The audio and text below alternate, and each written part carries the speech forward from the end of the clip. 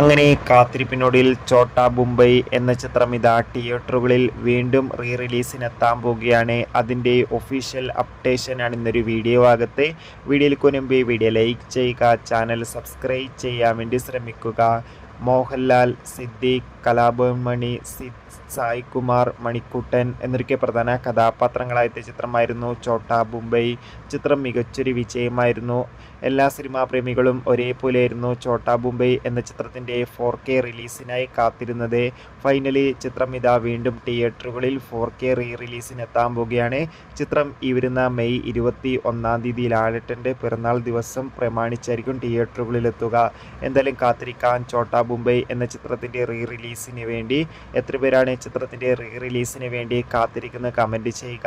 ഈ വരുന്ന മെയ് മാസം അങ്ങോട്ട് ധാരാളം ചിത്രങ്ങൾ OTT റിലീസ് ചെയ്യാൻ പോവുകയാണ്. ചാനൽ ഭാഗം പരിശോധിച്ചാൽ ആ വീഡിയോയ്ക്ക് നിങ്ങൾക്ക് കാണാം. ബൈ.